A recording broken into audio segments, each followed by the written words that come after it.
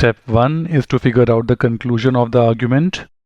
See, the issue here is whether the total amount of bonuses will see a new record this year, and the conclusion is that no, it is unlikely to do so, and therefore this last part of the argument is the conclusion. Second step is to link the boldfaces with the conclusion. See, this first boldface here is something that supports the conclusion, and the second boldface itself is the conclusion. And therefore, any answer choice that does not suggest that the second boldface is the main conclusion is not going to be correct. The second boldface is quite clearly, absolutely the main conclusion of the argument. So an answer choice such as A makes sense. Look at B, this calls it a conclusion which may have its problem, but let's hold it for now. Answer choice C is definitely incorrect.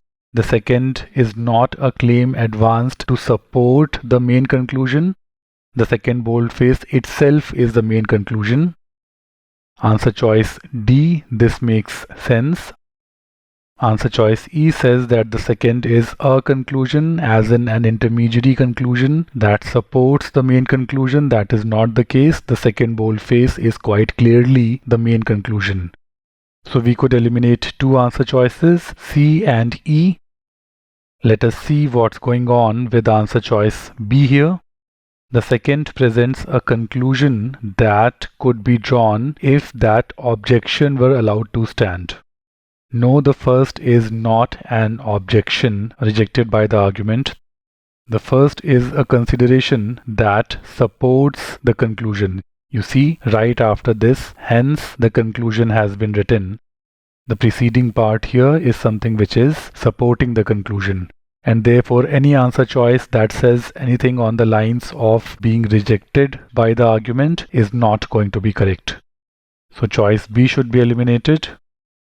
Choice A should also be eliminated. Only choice D is left. Let's confirm answer choice D.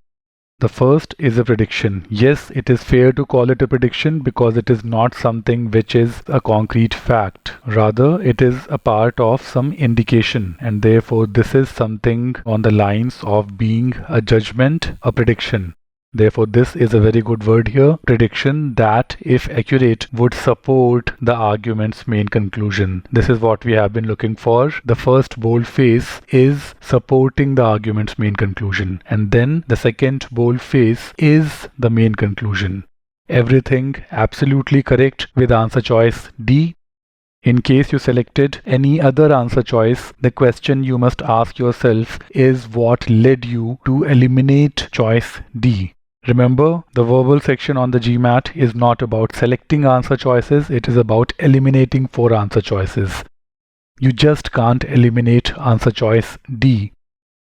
D is the correct answer choice.